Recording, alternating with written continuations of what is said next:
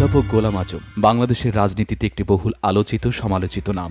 মহান মুক্তিযুদ্ধে বিতর্কিত ভূমিকার জন্য তিনি বরাবরই নিন্দিত হয়েছেন স্বাধীনতার সপক্ষের শক্তির কাছে। তার বিচারের দাবিতেও হয়েছে ব্যাপক আন্দোলন। শেষাবধি বিচারের একেবারে দোরগোড়ায় নিয়ে আসা হয়েছে গোলাম আজমকে। তাকে গ্রেফতারের জন্য একটি আবেদন যুদ্ধাপরাধ ট্রাইব্যুনালের বিবেচনাধীন রয়েছে। ডাকসুর সাধারণ সম্পাদক হিসেবে মহান ভাষা আন্দোলনে তার অবস্থান ছিল বাংলা ভাষার পক্ষে। ব্রাহ্মণবাড়িয়ায় জন্মগ্রহণকারী গোলাম আজম কর্মজীবন শুরু করেন শিক্ষকতা দিয়ে। পূর্ব পাকিস্তান জামায়াতের আমির হিসেবে ৭১-এ তারই নির্দেশনায় গঠিত হয় স্বাধীনতার বিরোধী শক্তি রাজাকার আল বদর ও আল শামস। এদের সহযোগিতায় সারা দেশে নির্মম হত্যাযজ্ঞ চালায় পাক হানাদার বাহিনী। বাংলাদেশ স্বাধীন হওয়ার আগেই এদেশ ছেড়ে পাকিস্তানে পাড়ি জমান গোলাম আজম। দীর্ঘদিন নির্বাসনে থাকলেও মায়ের অসুস্থতার অজুহাতে ১৯৭৮ সালে বাংলাদেশে ফেরেন তিনি। আদালতের নির্দেশে নাগরিকত্বও ফিরে পান। প্রথম দিকে ছদ্মাবরণে জামায়াতের প্রধান হিসেবে থাকলেও পরে প্রকাশ্য হন রাজনীতিতে। জামায়াতে ইসলামীর আমির হন তিনি। গোলাম আজম সহ যুদ্ধাপরাধীদের বিচারের দাবিতে শহীদ জননী জাহানারা ইমামের নেতৃত্বে দেশে তৈরি হয় গণ আন্দোলন, গঠিত হয় গণ আদালত। প্রতীকী মৃত্যুদণ্ডে দণ্ডিত করা হয় তাকে। কিন্তু বহাল তবিয়তে ছিলেন গোলাম আজম। ধীরে ধীরে প্রকাশ্য রাজনীতি থেকে সরে যান গোলাম আজম। চলাফেরাও করে ফেলেছেন সীমিত। কিন্তু জামায়াতের রাজনীতিতে সবসময় ঘুরে ফিরে আসে তার নাম। যুদ্ধাপরাধের অভিযোগে বিচারের মুখোমুখি হওয়ার খুব কাছাকাছি চলে এসেছেন গোলাম আজম। কিন্তু তিনি মোটেও ভীত নন তাতে, কেননা তার বিরুদ্ধে কোনো অভিযোগই প্রমাণ করা যাবে না। এটা খুব শক্তভাবেই বিশ্বাস করেন মহান মুক্তিযুদ্ধে বাংলাদেশের বিরুদ্ধে শক্ত অবস্থান নেয়া গোলাম আজম। গোলাম আজম মুখোমুখি হয়েছেন বাংলা ভিশনের, কথা বলেছেন মুক্তিযুদ্ধের সময় তার কর্মকাণ্ড এবং যুদ্ধাপরাধের বিচার নিয়ে। দর্শক চলুন এখন দেখি সাক্ষাৎকারে আর কি বলেছেন গোলাম আজম। ৭১-এর পরে ৩০ বছর পর্যন্ত কোনোদিন আমাদেরকে যুদ্ধাপরাধী বলে নেই। যুদ্ধ তো ছিল, শেখ মুজিব সাহেব নিজেই এই ইস্যুর মীমাংসা করে দিয়ে গেছেন। পাকিস্তান সেনাবাহিনীর ১৯৫ জন সেনা কর্মকর্তাকে তিনি যুদ্ধাপরাধী সাব্যস্ত করেছেন, তালিকাভুক্ত করেছেন। ওই তালিকায় কোনো সিভিলিয়ানের নাম ছিল না, এবং তাদেরকে বিচার করার জন্য একটা আইনও করেছিলেন। সে আইনটা দিয়ে এখন আমাদের বিচার করার চেষ্টা চলছে। তালিকা করলেন, বিচার করার জন্য আইন করলেন, কিন্তু সিমলায় গিয়ে ভুট্টোর সঙ্গে বৈঠক করে ওদেরকে মাফ করে বিদায় করে দিলেন, মাফ করে দিলেন। এরপরে যাদেরকে তিনি তাদের সহযোগী মনে করেছেন তাদেরকে নাম দিয়েছেন কোলাবোরেটর, সহযোগী। তাদের জন্য আইন করলেন। সে আইনে লাখখানেক লোককে গ্রেফতার করলেন, কিছু লোককে বিচার করলেন। তারপর দেখে যে কোনো সাক্ষী প্রমাণ পাওয়া যায় না, তখন জেনারেল অ্যামনেস্টি, সাধারণ ক্ষমা ঘোষণা করে সবাইকে মাফ করে দিলেন। তো উনি তো এটা মীমাংসা করে দিয়ে গেলেন, যুদ্ধাপরাধী ইস্যুটার মীমাংসা করে দিয়ে গেলেন। এখন ৩০ বছর পর, এখন ৪০ বছর হয়ে গেল। ৪০ বছর পর এই ইস্যুটাকে আবার খাড়া করা হলো কেন? তা আওয়ামী লীগ হিসাব করে দেখলো যে বিএনপি আর জামাত এক হইলেই তারা পাশ করতে পারে না। সেজন্য জামাতকে রাজনীতি থেকে উৎখাত করতে হবে, যাতে জামাত বিএনপির সঙ্গে যোগ দিয়ে তাদের বিরুদ্ধে দাঁড়াতে না পারে। এটাই একমাত্র কারণ যে জামাত ইসলামীকে নেতৃত্বহীন করতে হবে, রাজনীতি ময়দানে তারা ভূমিকা পালন না করতে পারে সেই ব্যবস্থা করতে হবে। এই কারণে এই যুদ্ধাপরাধী গালিটা এই ২০০১ সালের নির্বাচনের পর থেকে চালু হয়েছে। এবং পাকিস্তানি আসল যুদ্ধাপরাধী যারা, তাদেরকে বিচারের জন্য যে আইন করা হয়েছিল সেই আইনটা প্রয়োগ করে আমাদের বিরুদ্ধে বিচার করতে শুরু করেছে। সামগ্রিক যে প্রক্রিয়া, এই প্রক্রিয়াটাকে আপনি কীভাবে দেখছেন? আমি তো বললাম যে এই সবগুলি অভিযোগ নয়, অপবাদ, মিথ্যা বানোয়াট। আমার বিরুদ্ধে এমন কোনো অভিযোগ প্রমাণ করতে পারবে না যে মানবতা বিরোধী কোনো কাজ আমি করেছি,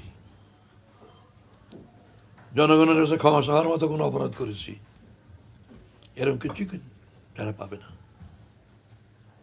হেরাস করবে। আসলে তো বিচারে কি রায় হবে আগেই কই ফয়সালা হয়ে আছে। এটা তো একটা প্রহসন মাত্র, বিচারের অভিনয় চলছে। এই যে কদিন আগেও পাটমন্ত্রী বলে নাই এই বিচারে কোনো দরকার নাই, ফাঁসি দিয়ে ফেলো, বলেছে কিনা? তারা বলেছেন যে 25শে মার্চ 1971 সালে যে সার্চলাইট একটা অপারেশন হয়েছিল, অপারেশন সার্চলাইট, এর ঠিক 4 দিন পরে আপনি এবং আপনার নেতৃত্বে কয়েকজন গিয়ে টিকা খানের সাথে বৈঠক করেছেন। 4 এপ্রিল গিয়ে আমার নেতৃত্বে না, নুরুল আমিন সাহেবের নেতৃত্বে, নিজাম ইসলাম পার্টি, মুসলিম লীগ, আমরা ওনার সঙ্গে দেখা করে বললাম যে এই যে 25শে মার্চে যে আচরণ করা হয়েছে, পাবলিককে মারা হয়েছে, এইটা করলে তো জনগণের সমর্থন আপনারা পাবেন না, এটা কেন করলেন? তিনি বললেন যে বিদ্রোহ হয়েছে, এই বিদ্রোহ দমন করার জন্য এটা করা ছাড়া আমাদের উপায় ছিল না। মানে নয়া বাজার পুরাটাই পুড়িয়ে দিয়েছে, ওই যে কাঠের দোকানগুলো ছিল, এখন কি কাঠের দোকান আছে কিনা আমি জানি না, সেগুলি সব পুড়িয়ে দিয়েছে। তারপরে সেল নিক্ষেপ করে, আমার বাড়িতেও সেল এসে পড়ছে। তো উনি বললেন না, আর হবে না, এই বিদ্রোহ দমন করার জন্য এটা করতে বাধ্য হয়েছি। তো আমরা বললাম যে দেখেন, সেনাবাহিনী ময়দানে নামলে বাড়াবাড়ি তারা করে, দেশের সেনাবাহিনী দেশের জনগণের সঙ্গে বাড়াবাড়ি করে। তো বাড়াবাড়ি করলে জনগণ প্রতিকারের জন্য কার কাছে যাবে? রাজনীতি দলের কাছেই তো আসবে। তো যেহেতু আওয়ামী লীগের নির্বাচিত প্রতিনিধিরা সব দেশ থেকে চলে গেছে ভারতে, এখন আমাদের কাছে তারা আসে, আমরা তাদেরকে কি করব? আমরা এটুকু সুযোগ চাই যে আমাদেরকে এই সুযোগ দেন, আমাদের কাছে যদি কোনো কমপ্লেন আসে তাহলে যেন সেই কমপ্লেন আপনাদের কাছে পেশ করতে পারি এবং প্রতিকার করা সম্ভব হয়। ব্রিগেডিয়ার রাও ফরমান আলী খান, উনি বসতেন গভর্নর হাউসে, যদিও ঠিক এখন গভর্নর ছিলেন এবং চিফ মার্শাল অ্যাডমিনিস্ট্রেটর ছিলেন, ইনি বসতেন ক্যান্টনমেন্টে। আমরা সেখানেই দেখা করেছি তার সঙ্গে। তখন সঙ্গে সঙ্গে তিনি ফরমান আলী খানকে হুকুম দিলেন যে জরুরি টেলিফোন সব দিয়ে দেন, যাতে তারা আমাদের সঙ্গে যোগাযোগ করতে পারে এবং কমপ্লেন করতে পারে। এবং এইটার জন্যই শান্তি কমিটি করা হয়েছিল, শান্তি কমিটির কাজ এইটাই ছিল। এবং আমি তো অনেক লোককে সেভ করেছি, তাদেরকে বিপদ থেকে উদ্ধার করেছি। একজন এখনো বেঁচে আছেন, সাইফুদ্দিন মারা গেছে। ও কবে? ও আমি দুপুরে খাচ্ছি, তার ওয়াইফ এসে বারান্দায় কান্নাকাটা করছি। কি ব্যাপার? বলে যে ওনাকে ধরে নিয়ে গেছে। তো ধরে নিয়ে গেছে, তা আমি পার্টিকুলার্স নিলাম। তো রাও ফরমানি আমাকে বলছিলেন যে সার্কিট হাউসে ব্রিগেডিয়ার কাসেম বসে, কোনো কমপ্লেন হলে ওনার কাছে আগে বলবেন। আমি ওনাকে ফোন করলাম। এরপরে দুদিন পরে ওই লোকের নাম সূর্য মিয়া, ডাক নাম ছিল সূর্য মিয়া, উনি আমার বাড়ি এসে পৌঁছলেন। আপনি কেমন করে আসলেন, কোথেকে আসলেন? বলে যে সার্কিট হাউসের ওখানে আর্মির গাড়িতে আমাকে নিয়ে আসছে এবং লাথি দিয়ে আমাকে গাড়ির থেকে ফেলে দিয়েছে। এই কথা বলে যে গোলাম আজম নাকি কে সুপারিশ করছে তোর পক্ষে, তো যা, এই বলে গাড়ি থেকে লাঠি দিয়ে আমাকে ফেলে দিল। আমি সেন্সলেস হয়ে গেলাম। তারপর যখন নাকি সেন্স ফিরেছে, তারপরে একটা রিক্সা দেখে আমি ডাকলাম, এই রিক্সাতে যেন আপনার বাড়িতে আসছি। এইভাবে মানুষের যেটুকু সম্ভব খেদমত করেছি। যারা অন্যান্য পার্টির লোক ছিল, মুসলিম লীগ ছিল, ডেমোক্রেটিক পার্টি ছিল, নিজাম ইসলাম পার্টি ছিল, আমি এরকম অভিযোগ পেয়েছি যে তারা এরকম কমপ্লেন করে কিছু কামাইও করেছে, খেদমত করেছে, কিন্তু টাকা পয়সা কামাই করেছে। তো এই কাম তো আর আমি করতে পারিনি। তো এইভাবে আমরা তো আর কিছুই করতে পারিনি। আর্মির সঙ্গে সহযোগিতা করার সুযোগ কি? সহযোগিতার কোনো, আর্মির কাজ হচ্ছে আর্ম দিয়ে কাজ করার, আমরা কি সহযোগিতা করব? তারপরে তাদের বিরোধিতা করা, বিরুদ্ধে কোনো কথা বললো পত্রিকায় তো আসে না। এই 25শে মার্চের 2 দিন পরে বোধ হয় কেরানীগঞ্জে এরকম হত্যা করা হলো, না আর কয়েকদিন পরে, মানে ঠিক এখানের সঙ্গে আমার দেখা করার পরের দিনই আমি শুনলাম যে আমাদের লোক মারা পড়ছে এই কেরানীগঞ্জে।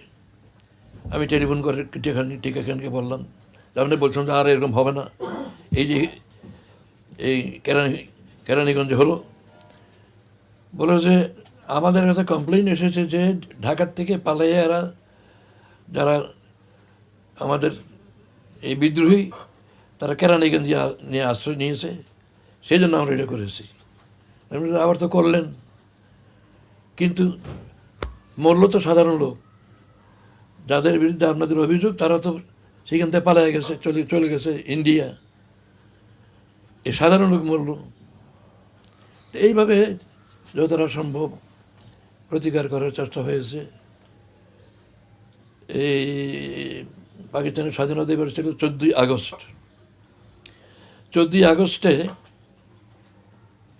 কার্জন হলে নুরুল আমিন সাহেবের নেতৃত্বে, সভাপতিত্বে এই জনসভা হলো।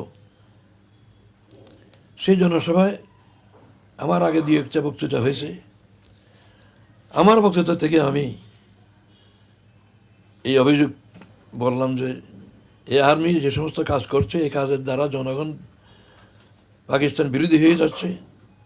তারা পাকিস্তান এক রাখার জন্য কাজ করছে বলে দাবি করে, অথচ পাকিস্তান ভাঙছে তাদের কাজে। পাকিস্তান টিকবার কোনো আমি সম্ভাবনা দেখি না। আমার বক্তৃতার পরে যারা বক্তৃতা করছে তাদের এই লাইনেই বক্তৃতা করতে হয়েছে, কিন্তু এইসব তো কোনোটাই পত্রিকা আসে নেই। তখন তো পত্রিকা সেন্সার্ড হতো, আপনাদের পত্রিকা ছিল তো সংগ্রাম, পত্রিকা তো সেন্সার্ড হতো, পত্রিকা তো ক্ষমতা ছিল না যে স্বাধীনভাবে ছাপায়। সেন্সার করে যা দিত তাই ছাপতে পারত। বাইতুল মোকাররমে মিটিং করে আমি তাদের এই সমস্ত বিরুদ্ধে অভিযোগ করেছি, কোনোটাই পত্রিকা আসেনি। আসলে আপনি আপনার অবস্থান থেকে আপনার সম্পর্কে কি বলবেন? আমরা মুক্তিযুদ্ধে কেন অংশগ্রহণ করতে পারলাম না?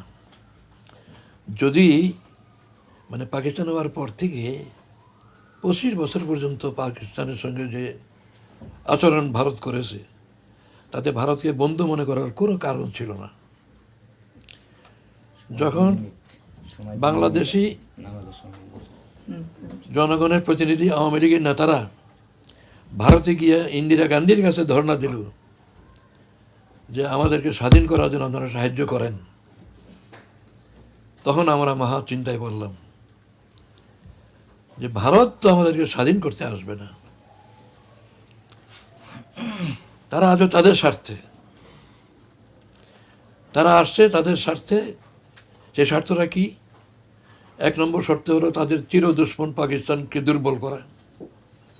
যদি পাকিস্তান থেকে ইস্ট পাকিস্তানকে আলাদা করতে পারে তাহলে পাকিস্তান দুর্বল হলো। 2 নম্বর, পাকিস্তান ভারতের বাইরে আর আমরা ভারতের পেটের ভিতরে, চারিদিক ভারত, দক্ষিণ দিকে বঙ্গোপসাগর তাদের হাতে, আন্দামান নিকোবর দ্বীপপুঞ্জ তাদের হাতে। আমরা যদি তাদের থেকে আলাদা হই তাহলে আমরা স্বাধীন সত্তা রক্ষা করে চলতে পারবো না, আমরা ভারতের আধিপত্যের অধীন থাকতে বাধ্য হব। আওয়ামী লীগের ইন্ডিয়ার স্বার্থ 3টা ছিল, একটা হচ্ছে পাকিস্তানকে দুর্বল করা, আর আমাদের উপরে আধিপত্য বিস্তারের সুযোগ গ্রহণ করা, আর পাকিস্তানের মেজরিটি এলাকাটাকে তাদের পণ্যের মার্কেট বাড়ানো। তারা আমাদের স্বাধীনতার জন্য আসে নাই। বাংলাদেশ স্বাধীন হওয়ার পরও তাদের যা আচরণ, এদেরকে প্রমাণ হয় যে আমাদের স্বাধীনতা তারা চায়। আমাদের বর্ডারে তারা পাখির মতো মানুষ মারছে, জনগণ প্রতিবাদ করছে, কিন্তু সরকার প্রতিবাদ করে না। এখন যেমন পুলিশের সহকারী আছেন আনসার, এই আনসার হিসেবে পুলিশের সহকারী হিসেবে তারা এই বাহিনীগুলি গঠন করেছে। এখন ইউএনও যাদেরকে বলে, তখন তাদের নাম ছিল সার্কেল অফিসার। এই সার্কেল অফিসারদের মাধ্যমে ইউনিয়ন বোর্ডের চেয়ারম্যানদের মাধ্যমে ভোট ঢুল পিটিয়ে লোক রিক্রুট করেছে। সব রকম লোক গিয়েছে, কিছু পয়সা পাবে, বেকার লোক, বেকার যুবকরা সবাই গিয়েছে। এবং এত পুলিশ পাবে কোথায়? প্রতি পুল, প্রতিটা পুলে পাহারা। কারণ মুক্তিযোদ্ধারা এসে পুল উড়াইয়া দেয়, উড়াইয়া দিলে পরে এই গ্রামটা জ্বালিয়ে দেওয়া যায় আর্মি। সেই জন্য তারা পুল পাহারা দেবার জন্য রাজাকার ব্যবহার করেছে, এই রেডিও টেলিভিশন পাহারা দেবার জন্য। এত পুলিশ পাবে কোথায়? এই জন্য পুলিশের সহকারী হিসাবে এই ফোর্সটা তারা গঠন করেছিল। বর্তমানে যেমন আনসার পুলিশের সহযোগী, এইরকম একটা ফোর্স হিসেবে তারা এটা করেছিল। মুক্তিযুদ্ধের সময় যে হত্যাকাণ্ডগুলো হয়েছে সারা বাংলাদেশে, সোমবার যে অভিযোগ দাখিল করা হয়েছে আপনার বিরুদ্ধে, সবকিছুর জন্যই আপনাকে দায়ী করা হয়েছে। জামাত ইসলামের আমির হিসাবে আপনাদের জন্য দায়ী। আমি সরকারে ছিলাম আর কি, সরকার আমি পরিচালনা করছিলাম। তাই না, পাকিস্তান আর্মি কি করলো তাহলে? পাকিস্তান আমার হুকুমে কাজ করতো। তারা বলেছেন যে আপনার সহযোগিতা, আপনার পরামর্শ অনুযায়ী তারা কাজ করেছে। এই কথা প্রমাণ করুক, এটা তাদের দায়িত্ব প্রমাণ করার। আপনার কি কখনো মনে হয় যে মুক্তিযুদ্ধের এই সময়টায় আপনার কর্মকাণ্ডটা ভুল ছিল? না, আমি তো এমন কোনো কাজ করি না যেটা নাকি করা উচিত ছিল না বলে আমি মনে করি। তদন্ত কর্মকর্তা দীর্ঘদিন তদন্ত শেষে এই প্রতিবেদন দাখিল করলো আর কি, অভিযোগপত্র আপনার বিরুদ্ধে। না, তদন্ত সংস্থা তো তাদের লোক দিয়েই করছে, এবং তাদের লোক দিয়ে মিথ্যা সাক্ষী দেওয়াচ্ছে এবং অনুমান করে সব কিছুর জন্য কাউকে দায়ী করছে। এগুলি কোর্টে একটা প্রমাণ করতে পারবে না। 16ই ডিসেম্বর দেশ স্বাধীন হল।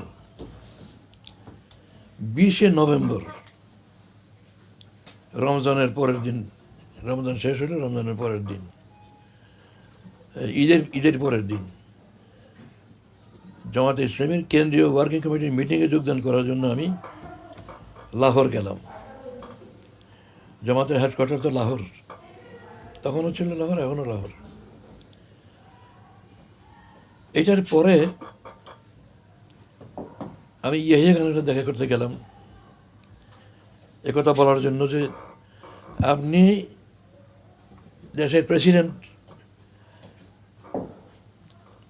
পূর্ব পাকিস্তানে কি হচ্ছে আপনি জান না কেন? আপনি টিক্কা খানকে দিয়ে রাখছেন। এর জন্য কয়েকদিন সময় লাগলো সেখানে। এইভাবে আমি 3রা ডিসেম্বর আমি রওনা দিলাম করাচি থেকে পিআইয়ের প্লেনে। এটি পিআইয়ের শেষ প্লেন ছিল। তেহরান যেতে পারতাম, তেহরান বা জেদ্দা যে কোনো জায়গায় যাওয়ার জন্য আমাদেরকে অর্ডার দেওয়া হয়েছে। ওই প্লেনটা তেহরান চলে গেছে। আমি বললাম যে জেদ্দা যাওয়ার সুযোগ পেলে, উমরা করার সুযোগ হলে তেহরান যাবো কেন? আমি জেদ্দায় নিয়ে আসছি। এরপরে 10ই December India Pakistan ceasefire করলো, যুদ্ধবন্ধ, একদিন যুদ্ধবন্ধ থাকবে ঘোষণা করলো, যাতে বিদেশিরা চলে যেতে পারে। সেই দিন, সেই 10 তারিখে আমার প্লেন জিদ্দা থেকে করাচি আসলো। এইভাবে আমি পাকিস্তানে আসলাম। তো আমি বলতেছিলাম যে 3রা ডিসেম্বর আমার প্লেন নামতে পারলো না। তারপর জিদ্দায় চলে গেলাম। তারপরে বাংলাদেশ স্বাধীন হয়ে গেল, যোগাযোগ বিচ্ছিন্ন হয়ে গেল। তারপর আমি 72-এর এপ্রিল মাসে আমি লন্ডন গেলাম। আমার জন্মভূমি ঢাকা শহর। আমার জন্মভূমিতে বাংলাদেশের ভিসা নিয়ে আমার পাকিস্তানি পাসপোর্ট ছিল, বাংলাদেশের ভিসা নিয়ে আমি 78 সালের 11 জুলাই ঢাকায় আসলাম।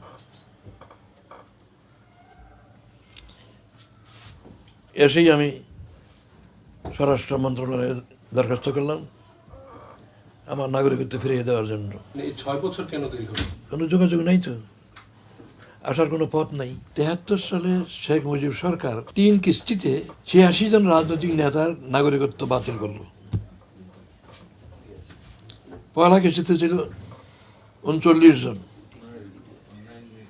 সেই তালিকায় হামিদুল হক চৌধুরী, নুরুল আমিন, মাহমুদ আলী, আমার নাম ওই তালিকায় ছিল। নাগরিকত্ব বাতিল করার কারণে তো আমরা বাংলাদেশের আসার অধিকার সুযোগ পাচ্ছি না। এরপরে 76 সালের জানুয়ারি মাসে স্বরাষ্ট্র মন্ত্রণালয় ঘোষণা করলো যে তাদের নাগরিকত্ব বাতিল করা হয়েছিল, তাদের মধ্যে যারা নাগরিকত্ব ফেরত চান সরাসরি স্বরাষ্ট্র সচিবকে লেখেন। আমি লেখলাম, কোনো জবাব নাই। অভিযোগে আপনার বিরুদ্ধে 52টি অভিযোগ এনেছে। আমার বক্তব্য হলো যে একটা অভিযোগ নয়, সবগুলি অপবাদ, মানে এলিগেশন। তো তারা এলিগেশন দিয়েছে, আমি কোর্টেও বলবো, আমাকে তো কোর্টে হাজির করতে হবে, হাজির হইতে হবে। আমি বলবো যে একটাও প্রমাণ করুক, আমি চ্যালেঞ্জ দিচ্ছি, একটাও প্রমাণ করতে পারবে না ইনশাআল্লাহ। তাই শুধু শুধু অভিযোগ, একটা অভিযোগের নামে অপবাদ দেওয়া যেতে পারে, প্রমাণ না করতে পারলে এটার কি হবে? আমি নিশ্চিত হতে প্রমাণ করতে পারবো না একটাও। আপনি হয়তো অনুমান করছেন যে হয়তো আপনি গ্রেফতার হয়ে যেতে পারেন। আপনি মানসিকভাবে এখন প্রস্তুত কিনা গ্রেফতারের জন্য? জীবনে বহুবার গ্রেফতার হয়েছি, আর মোমেন তো মৃত্যুকে বড় ভয় করে না। আর যদি অন্যায়ভাবে মৃত্যু দেওয়া হয় তাহলে শহীদ হওয়ার গৌরব পাওয়া যায়। সেই হিসেবে ইসলামী আন্দোলনের কর্মী হিসেবে তো শাহাদাতের কামনা করি, সেজন্য ভয় কিসের? আল্লাহকে ছাড়া কাউকে ভয় করা তো জায়েজই না। আল্লাহকে ছাড়া কাউকে ভয় করা অনুমতি নেই।